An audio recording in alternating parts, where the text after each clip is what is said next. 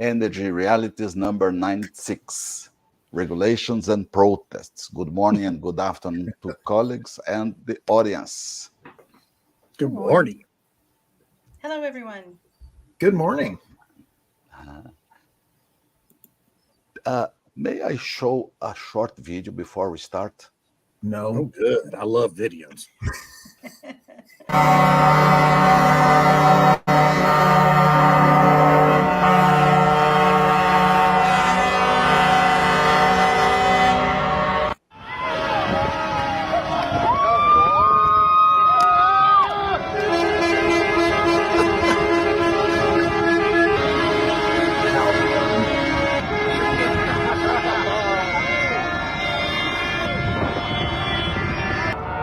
That looks like me driving on the farm when I was 12.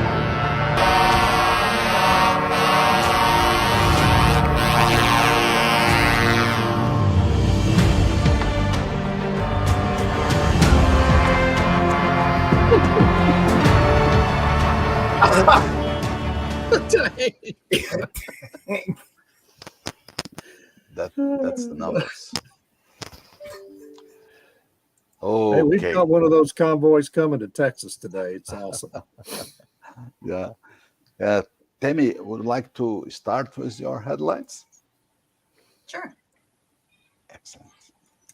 So last week, there was this article in Euronews where basically a group of NGOs and academics and some other people warned the EU Commission that if they allow companies to do net zero, meaning that an oil and gas company could invest in carbon capture or planting trees or whatever, that they shouldn't allow net zero to be accounted in that way, because they need to be setting absolute targets for companies rather than net. And this is something I've been arguing about for some time, that when they talk about net zero, they don't really mean net zero. The policymakers and the politicians actually mean absolute zero, where you don't have any emissions. And so they're trying to bring about pressure, because the EU is supposed to be finalizing different targets and whatnot by February or March before the EU election. So to me, that was just like, yeah, this is par for the course, where what they really mean, they're starting to say, and that is absolute zero emissions, not net zero. But it's impossible to have absolute zero. Of course it is. It's impossible to have net zero.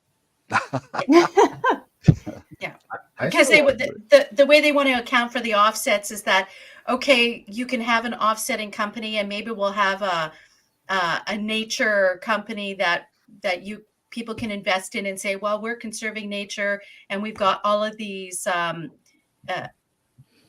offsets there or whatever. But companies don't get credit for that. Governments will get credit for it, or investors will get credit for it.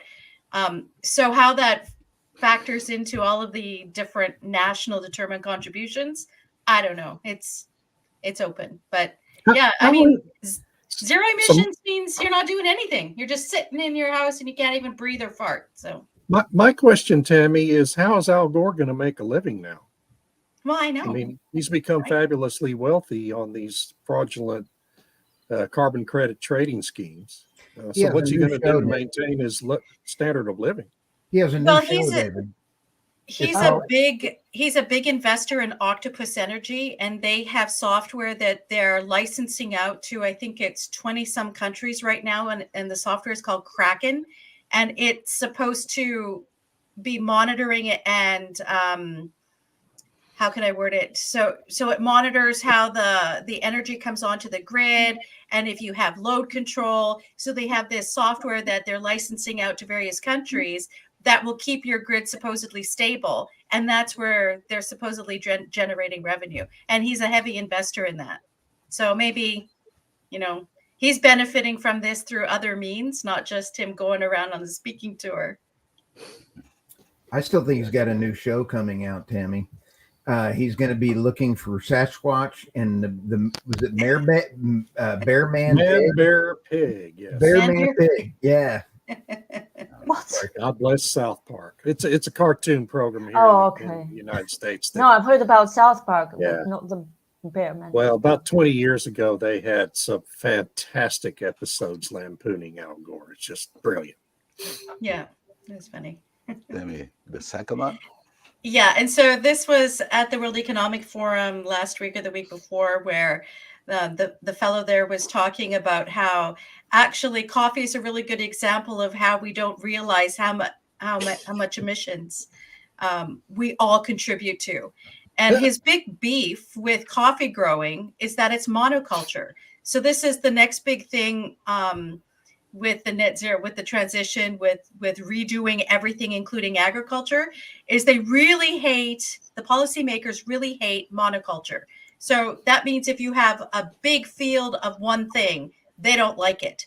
They want you to have that field divided up into 3 or 4 different little segments, and you have different stuff on each segment, or you have it mixed. Now, how you harvest a mixed field, I don't know. Why? But you know, Why? his big right. Why? What's the problem with monocultures? Because it destroys biodiversity, in their opinion. So if you have just one crop, there's only certain types of bugs and stuff go into the soil. I see. from that And you one grow it crop. at the same place year after year. No, I understand this. Yeah. Well, you might rotate, but they don't care. What they Right. care about is that 1 year it's one crop. But for example, with coffee, you know, coffee bushes and whatnot, how are you going to stop that being monoculture? Well, you Mm. You can't. got to mix in cocoa beans with the coffee. I don't know. How does that work? So that's his complaint. And of course, it's just to make us all feel guilty for drinking coffee, for eating chocolate, for having anything good in life. You're supposed to feel guilty.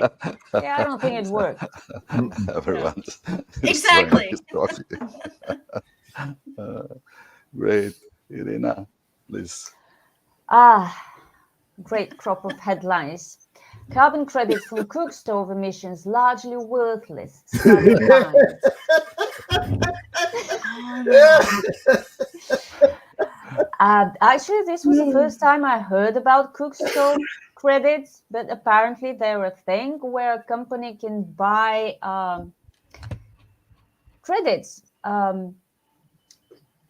for places where old-fashioned and highly emitting cook stoves are replaced with electric ones, less emitting.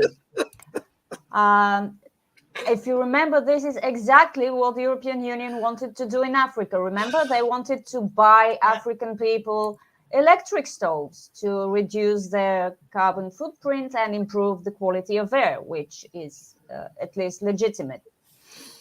But so apparently companies like Shell and EasyJet and Germany's E.ON are among the biggest buyers of such credits. And this study... This study has discovered, no doubt with great surprise, that these credits and the trade with these credits does not lead to actual emission reductions. I'm shocked the Financial Times admits and Times. Let me just quote something because it's really brilliant. I'm quoting here. The academics' review of about 40% of all the credits issued on the market estimated these led to 10.2 times fewer avoided emissions than claimed because of over-optimism about how often cleaner cook stoves were used and the emissions saved by each one. Yeah, I think it's related to this comment. Exactly. Right? You install the electric cooktop stove, but then you don't have any power to run it. Right. Yeah, then you cut off all reliable forms of electricity so they can't use the electric stove. Yeah, that reduces emissions. Sure. The West needs to stay out of Africa's natural resources. Africa first. Let's let them get low-cost resources and energy. I'm sorry. Develop their own. Yeah. And it'll be How do paid you for by convince China. the French and the Spanish and the Portuguese in Europe to stop meddling in Africa? Well, I think the African nations are taking care of that themselves. Well, I hope so. Yeah. Judging from what's happening in former French colonies. If it was Lindsey Graham, he'd bomb them. Oh, of course he would. Yes. Yeah, that guy is very bomb happy. He is. He is. He's the classic little man syndrome. Yeah, he was calling to bomb Iran. That man needs to. Yeah, I just saw that. Yeah. Oh my Yeah. gosh. Somebody Maybe- suggested he should be sent to the front lines. It's a great idea. Ah, another favorite. EV sales are just getting started. Don't laugh. It's a great one. Note the date. So this is from January 13th this year. Honestly, I think EV sales have been getting started for about 5 years now. And every year we hear this refrain. The EV revolution is just starting. It's just taking off. And Yes. indeed, last year, EV sales in many key markets, most key markets, excluding China, let's leave China aside, were very much higher. But growth then began to slow down. And this article is sort of an apology. You know, yeah, they may be slowing down sales, but they're still growing. Yeah. And they're citing figures and stuff. And again, a favorite quote. But note, a decline in the rate of sales growth is not a decline in actual sales. Well, yeah, okay, it's not. But you were predicting booming increases in these sales, not a slowdown in the growth of sales after, I don't know, 1 year after there were enough EV models to choose from and really give this revolution the opportunity to take off. I would just point out you could have read that exact same headline in the New York Times in 1905. That's true. That's true. 1905. Seriously, Yeah. I'm not kidding. Yeah. They did have EVs back then. Yes, they did. The Yeah, first I've heard EVs about hit the that. market in the late 1880s, and they still haven't perfected the technology. There's actually one on display at the Eisenhower Library, and it's the one that he used to drive around in, and the battery is so enormous. Yeah. It's hilarious. It picks actually, up the to see it. whole back end of the car. Yeah, I've seen that car. Yeah. Then if you see some comments that you wanted to share with us, please feel free. Oh yeah. Yes. Patrick Yeah, is dead Patrick. on right. Right. I mean, over half the Ford dealerships, for example, refuse to even try to sell them. Yeah. Sorry, Stu. Go ahead. Oh no, that's exactly what I was going to say because I Oh, okay. steal your material. Well, that's okay because apparently in the UK, there's now concerns that EVs could be a national security threat if they're coming from China, because the EVs are so connected to this and that, and they don't know where that data is going, and it could be a security threat because the cameras are monitoring everything around the car and so on and so forth. So So this is so awesome. So that means Chinese EVs are the automotive version of TikTok. Okay, we don't know Yeah. where all the information's going. Yeah, Yeah. and there's Okay. the whole problem with insurance in the UK, I understand. oh yeah, And yeah, Tammy, it's did you, like it's crazy. Tammy, did you see the story? I covered this on my podcast this week. Ford has got the patent that they're getting the car, so if you miss a payment, it drives itself to the repo dealer. Yeah. You're never going to have this guy show up wearing his pants around his knees and smoking a cigarette, stealing your car to go back to the repo. Now, here's the next one. If you have a bad social score, I hear that they're going to have it drive straight to the police department. You get no TikTok, you get no Twitter, and you go straight. They're going to haul you to the jail. Sorry. When We it shouldn't is- laugh about that because that's exactly where this is all heading, folks. Patrick, you're on a roll, baby. I love you. Oh yes, absolutely, Patrick. The U.S. will have those big graveyards, no question about it. And no one can resell them. their EVs. Yeah, Yeah. But they're trying. Market is terrible. I'll tell you, he's Yeah. got some coffee. I love Patrick. Yeah, because he's even going ha ha ha, and you're funny, Stu. But he called you Sty, but I think he meant Stu. Great. Okay. David, please, your first one.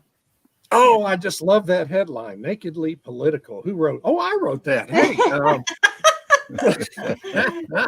So, yeah, everyone, I think, is aware by now that the White House last Thursday announced it was going to, for no good reason whatsoever, hold up permitting on permitting applications, federal permitting applications for new LNG export facilities in the United States. That is, of course, just an election year move by an administration that remains desperate. It has been desperate for 3 years and remains desperate to appease its left-wing climate alarmist funders that fund such a high percentage of Democratic political campaigns in this country now. They've essentially replaced the trial lawyers as the biggest funders of Democratic Party campaigns. Between the environmental groups and the billionaires like George Soros. There's no reason to do this. It's a stupid move. The germinating point that they're using as justification is a study that was, I think Arena wrote about this morning, actually. Robert Howarth, who is a professor at Cornell University, put out a study, the latest in a long line of anti-natural gas studies that are easily debunked, and he's been putting out for 20 years. He's a joke. He's not a scientist. And of course, the announcement of the study was conducted by Bill McKibben, the famous environmentalist whose college education is a degree in communications. Okay, no scientific background whatsoever. But the administration latches on to this study, just as it latched on to a study by the Rocky Mountain Institute, which also makes a habit of putting out easily debunked studies targeting natural gas for its move against gas stoves early in 2023. So this is the anti-science administration that makes these policy moves based on jokes, studies that are absolute jokes that no one respects and no one believes. But that's the state we're in the United States. The good news is that we already have projects underway that already have all their federal permits that are in the process of being built that will add 12 BCS per day of LNG export capacity by the end of 2027, which will enable the United States LNG industry to live up to its commitments to countries that are supposed to be our allies in Europe and Asia and other parts of the world. That the Biden administration is going to, turn its back on with this policy. So after 2027, this policy is inevitably going to create a slowdown in expansion of U.S. LNG, and that's going to disadvantage a lot of countries in Europe that are supposed to be our allies. And that's why this administration's ham-handed diplomacy and foreign policy have set the whole world on fire, because they make decisions that shouldn't be involved in politics at all, on purely political calculations. And that's my rant for today. I like this bit in the statement. We will not cede to special interests. They invited an influencer to the White House to discuss LNG. Did you read that? But they don't cede to special interests. Maybe we have shortage in Europe. Do what? Maybe we have shortage of LNG in Europe. Maybe. Well, they could. Yeah, absolutely. I mean, Germany's reliant on U.S. LNG, and other countries are absolutely reliant on U.S. LNG to power their economies. And Russia, Qatar, all the other ones that are selling that's who benefits. Win. Yeah, Algeria. Yep. Well, Irina, what do you think the EU thought of this? Do you think they were supportive? Well, the EU, recently approved new methane emissions rules for oil and gas imports. So they're on the same page as the Biden administration in terms of priorities, Priority number one, cut methane emissions. We'll worry about the sufficiency of supply later. So I don't know what to tell you. They're probably worried right now, but not so much, because gas consumption is down in the EU because of prices. Yeah. And it probably won't rise anytime soon if things keep going this way. Yeah. But we'll see. Yeah, I but was wondering part if of the they- reason the emissions are down is because the industrial base is collapsing. Exactly. And going elsewhere. Because prices are prohibitively Right. expensive, Yes. Right. prohibitively high. I was wondering if David. the EU was maybe saying, please help us. We need to phase out. And if you keep saying you're going to be supplying us, how are we going to do this transition? So save us from ourselves. Wow, Tammy, way to go! That's good. Great. Here's another comment from Patrick. More of our Patrick, allies you are change. on a roll. Yes, Wannabes. Yeah. Yeah. it will. Yeah, further- well, hey, that could happen. That could happen. BRICS is already much bigger, much more influential now than the G7. So, No I doubt. mean, I would anticipate many more countries applying for membership in BRICS in the years to come. But by the way, did you see this headline in the Wall Street Journal today? I think that the European Union is wondering why the US is pursuing a protectionist economic policy. Really? Really? Oh my So goodness! this is the You can't intellectual make these level people at up. which Yeah. European policy is being made. It's David, like a your third grade second. debate class.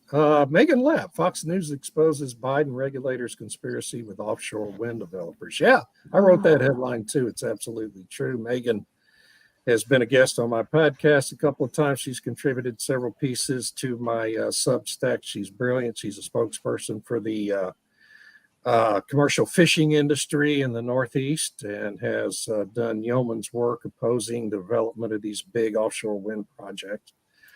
And she helped expose the fact a couple of weeks ago that the Biden administration has cooperated with the big wind developers to essentially relieve them of the burden of having to post financial assurity that they'll be able to decommission their enormous industrial offshore projects when their useful life expires. And so what's going to end up happening, I mean, you can see this well in advance, okay?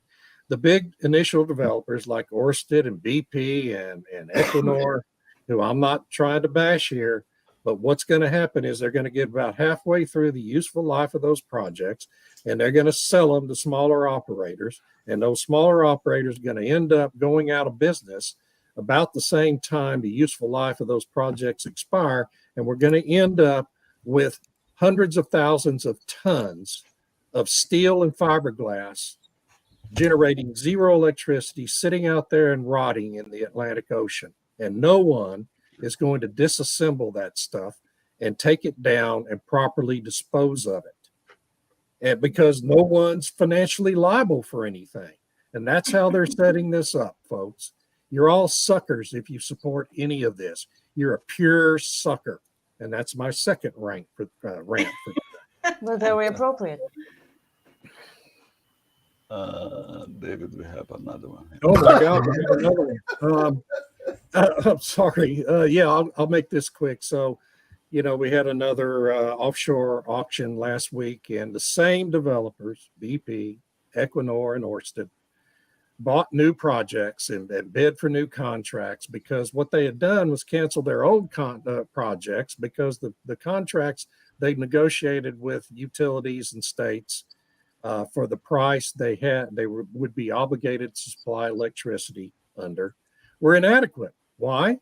Because we've had inflation caused by the Biden administration and its debt funding policies of all this energy transition crap. And it's dramatically increased the cost of developing these wind farms.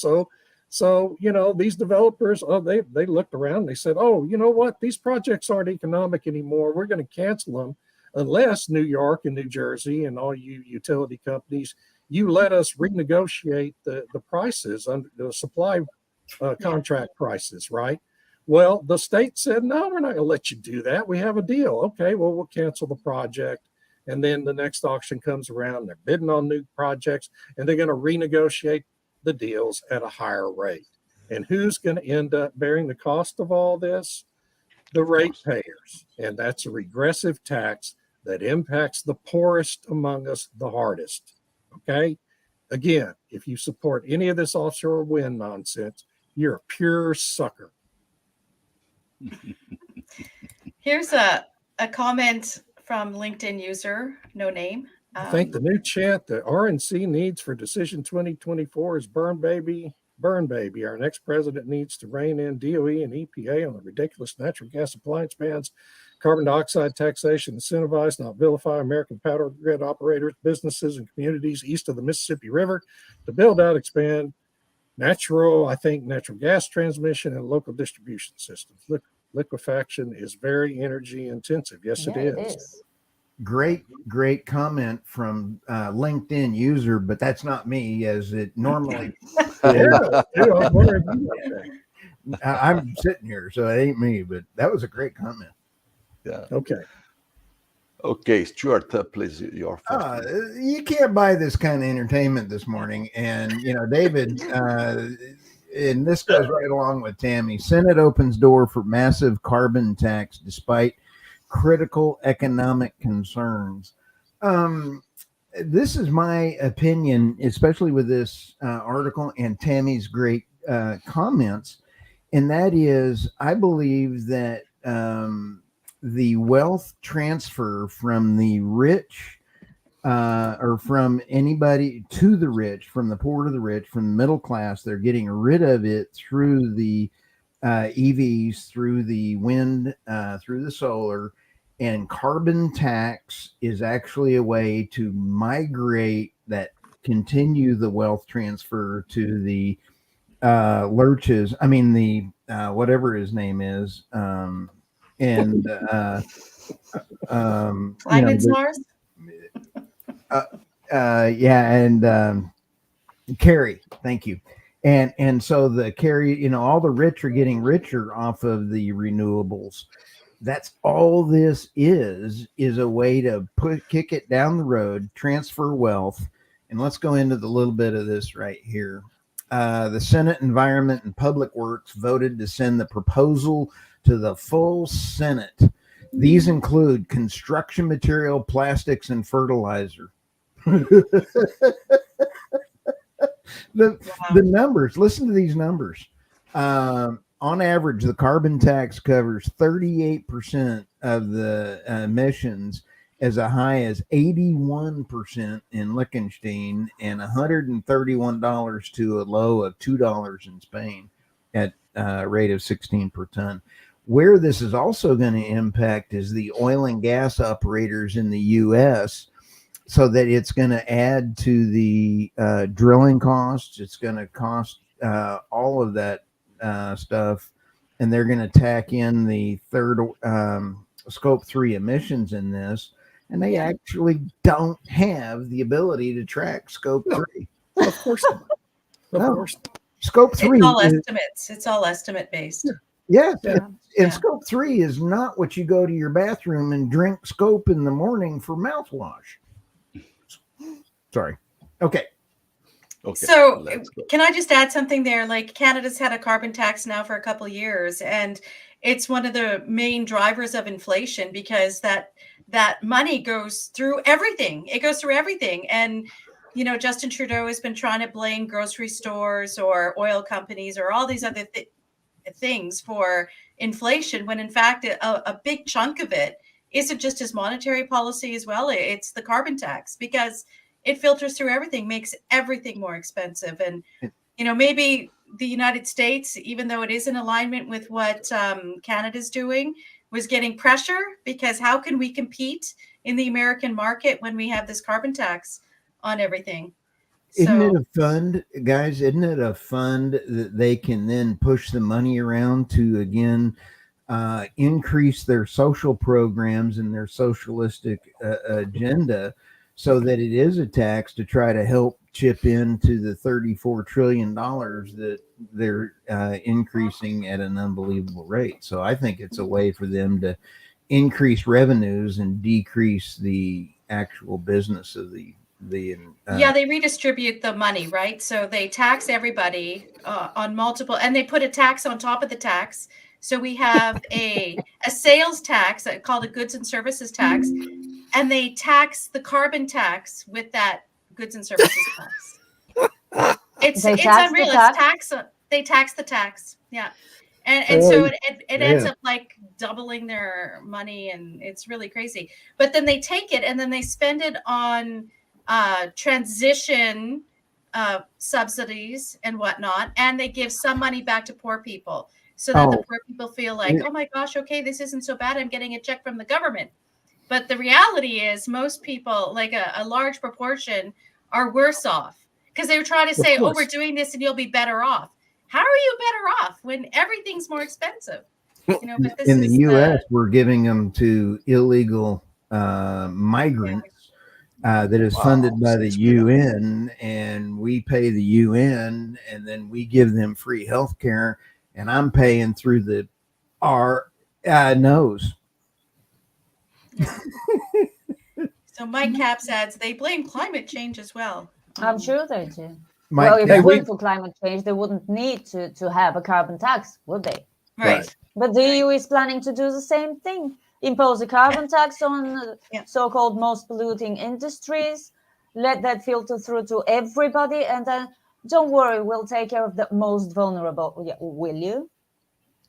Yeah, exactly. Travis, only to enough extent to convince them to vote for the status quo in the next election. Well, I don't know if they could, because Europe's poor will remain poor even with that so-called help. Yeah, exactly. Yeah. The linked user is Travis. Yeah. Travis Lynn. Hey, Travis, welcome. Thank you. Don't know why it's not identifying you. It's weird. Yeah. Okay. Stuart, your second. This goes along. I always love Irina's articles on the EVs, and I also, Tammy, you had some great ones. When the whole thing in the EV market in the U.S. is FUBAR. Do we know what FUBAR is? We do, but we can't spell it out. You can't say it. They can't spell EV. And so you have him supporting the unions. The unions support him, but yet the policies that they implement are killing the EV market. So you can't buy this kind of entertainment. Let me read this quote. If enacted, this resolution would harm my administration's efforts to encourage investment in critical industries and bring high quality jobs back to the U.S., Biden said in a statement Wednesday. I think I'm going to translate to what he actually said. That's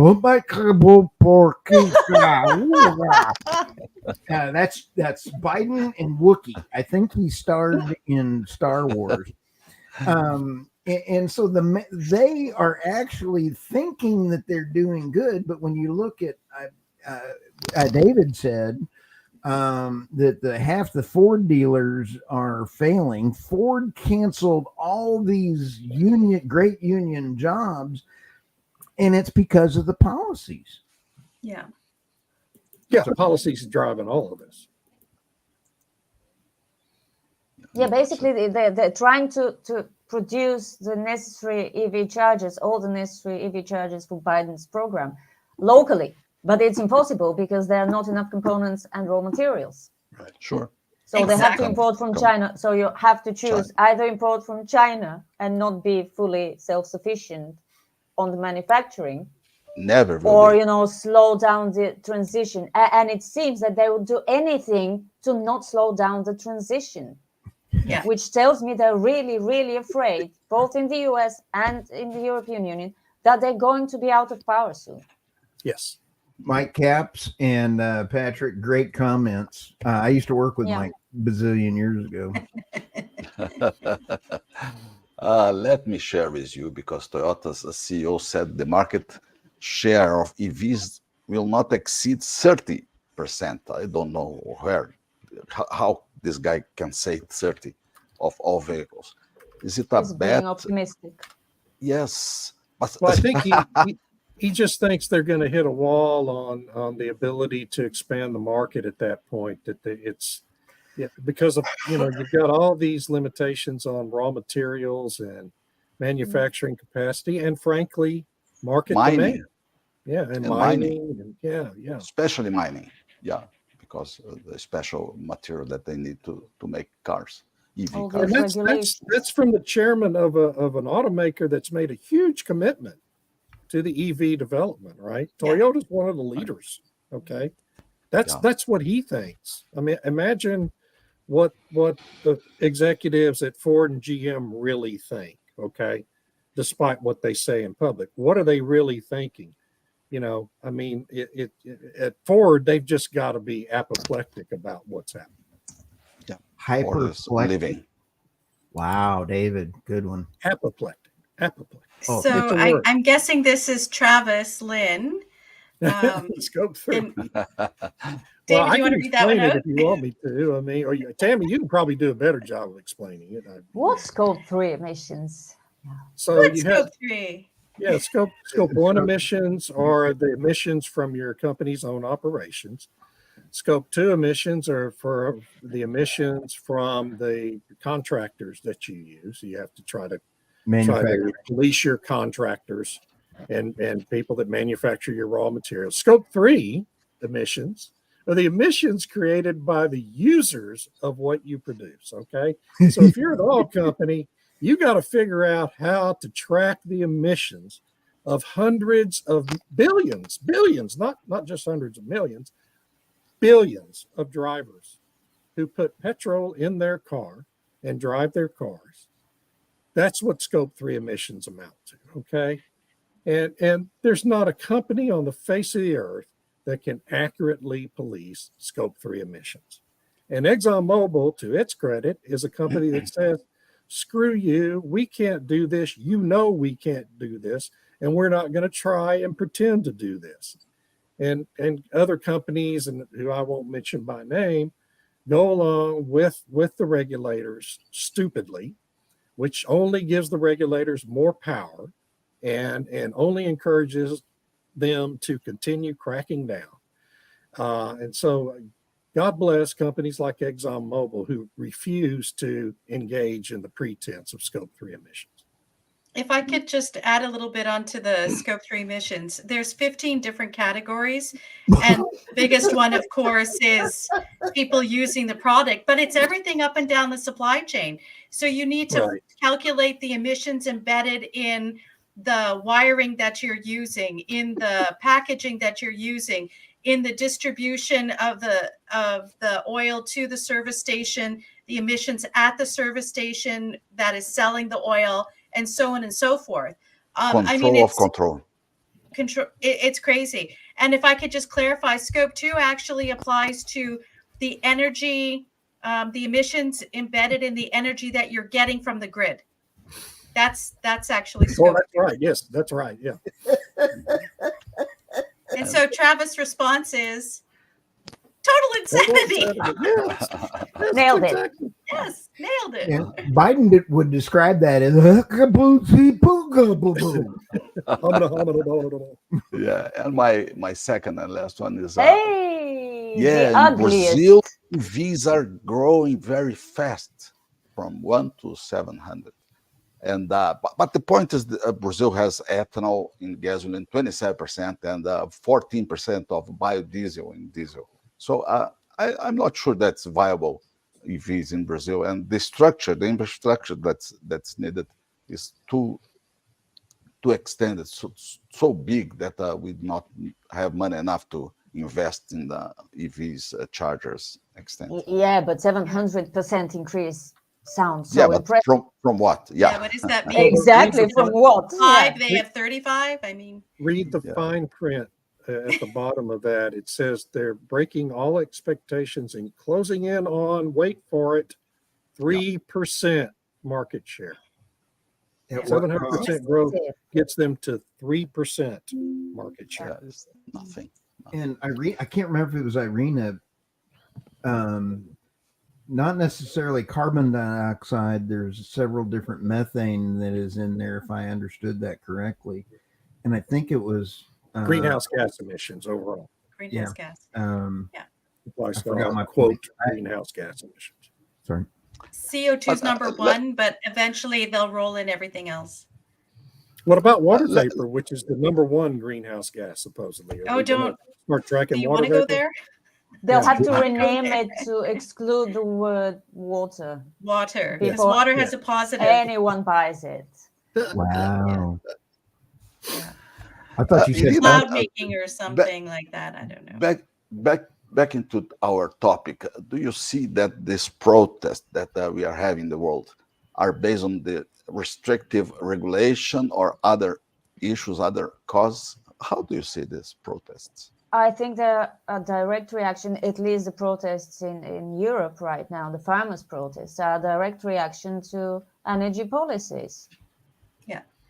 Which is why And they're not And being covered in the American press. not at all, not just the American. Coverage is really, really scarce Yeah. on this. It's very niche. You have to be looking for or tracking certain It's sites, right? ridiculous. It's ridiculous because it's all over Twitter. There are people in Germany who are sending, footage from these protests. Yeah. It's idiotic. Well, the But French I think farmers are blocking Paris today or something for the next 5 days. Good. Good for them. Yes, that's. I think that's the most impressive aspect of it. It spread like, if you'll excuse me, wildfire. It's like climate change? people were waiting for the last drop. And the last drop came with the German government's decision to eliminate subsidies for diesel for farmers. And they decided they've had enough. And they are really out at it. I mean, the French farmers who were spraying Macron's house with manure, that was just great. Now, objectively, it's the same act of vandalism as the Extinction idiots spraying paint on buildings. On the Mona Lisa. But this Mona is Lisa. just Mona Lisa, yeah, yes, the last one, soup on the Mona Lisa, on the glass covering the Mona Lisa, which makes it just stupid. But I do feel that the farmers have a lot more justification than the climate alarmists to do what they're doing. Besides, manure washes up. It's Whatever not that Patrick's bad. on, I want to have whatever Patrick. Yes, exactly. It's spreading, and I can't wait for this to reach Bulgaria. Hopefully, it will, though I'm not so sure it will. But the fact is that I think these are the protests that we were predicting at the end of 2022. We just we were eager for them to happen sooner than they actually did. But they are happening. I mean, there are people who go out to the streets to support the farmers. And then there were these lame counter protests organized by agencies close to the government, pro-government protests. Yeah. I mean, really. We had this in Bulgaria too, a couple of years ago. Because, of course, protest is how politics happens. Yes. Now, but yes, these farmers are great, and I wish them all the best and a lot of patience. And we should give a shout out to the farmers of the Netherlands, where all this germinated in the first place. Yeah. In early 2023. Anyway, go ahead, Tammy. Yeah, because they were like the canary in the coal mine, right? Where these environmental regulations had come along saying, they set up these nature preserves right beside the farms, and then said you're contaminating the nature reserve with your runoff when it rains and stuff. And the farmers were like, well, why did you put it there? And every time the Dutch government brought in new rules, the farmers met it. They were the most efficient farmers in Europe. And now they're saying, oh, sorry, you're too efficient. This is bad. If we buy you out, you're not allowed to farm anywhere else in the EU. So clearly it's not about that particular contamination that they're being accused of. They just don't like, it seems the bureaucrats don't like that they farm efficiently. So we don't want you spreading your type of farming elsewhere. Well, wait a second. They've been following all your rules. Why shouldn't they be able to replicate that? And with France, my understanding, and correct me if I'm wrong, I don't know, is I read that France was also getting rid of the diesel subsidy, in addition to the regulations. And I think this is part of the EU's commitment at COP28 and the other COPs that they would phase out the fossil fuel subsidies. All right. And this is the nations doing so. And I think the French response was, well, they said they kind of like Germany, we're going to take it all off now. We're going to rip off the Band-Aid. And then the farmers got mad and they said, oh, okay, we'll phase it out over 3 years instead. So, and the farmer's like, well, we don't want you to get rid of it at all. It's already super hard to do farming, and this will double our costs and we'll have nothing because we have to invest in all this other stuff you want us to do. We can't use as much fertilizer, can't use as much pesticide or weed killer, which means our yields go down. We're not getting paid as much. And now you want to increase our electrical costs, our natural gas cost, and now our fuel cost? How can we produce food for you?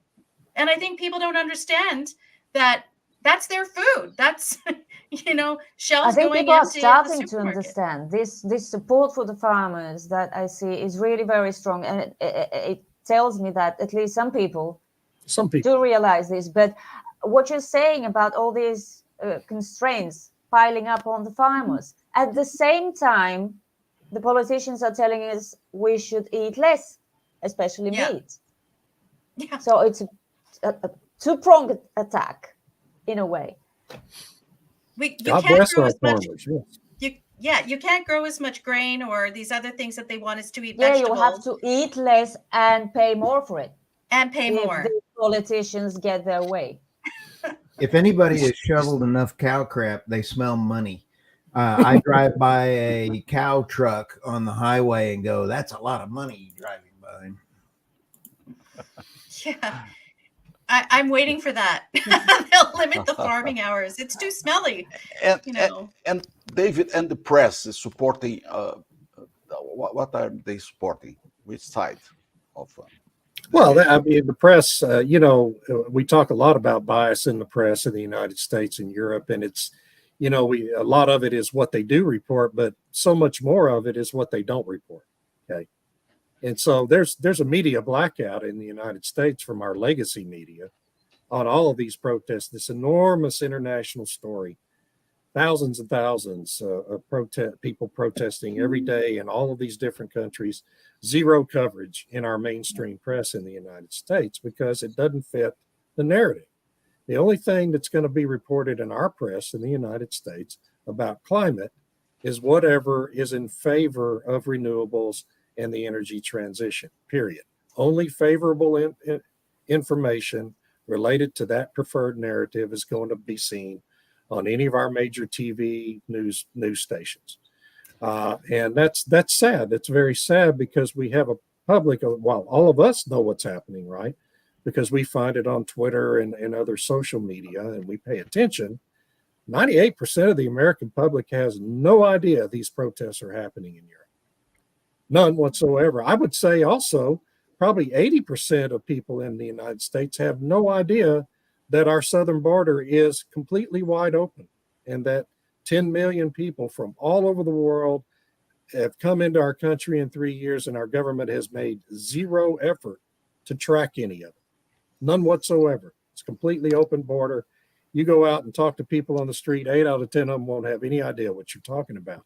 So that's the pernicious impact of state-owned media, which is what we have. It's not owned, but it's state-controlled media in the United States. No different than what was seen in Soviet Union. That's exactly how it and was. no different than exactly what was the seen in Exactly Germany beginning in the 1930s. It's the exact same thing. Temi and Irina, please, I have a question for you both. Which side David and Stuart will participate? Which war they will participate in Iran or in Washington at the border of Texas? I'm not sure I understood the question. Defend my rights or be a sheep? What was the question? No, defend your rights and your territory, your land, or go fight Iran. Sorry, Iraq, not Iran. Iran. I bet both. on fighting for their own land, I'm disgusted with the whole thing. How's that? Yeah. And yes, I will defend my family and my rights. Yeah, right. Sure. Good Thank you question. so much. Was a great conversation Thanks. today. Thank you. And thank you Great to everyone comments. who Thank you. Thank you for all pitched the in comments. comment. Yes. Bye-bye. Have a All right, great well, have day. a great See you next week. week. Bye-bye. Bye. Thanks, everybody. Bye-bye. by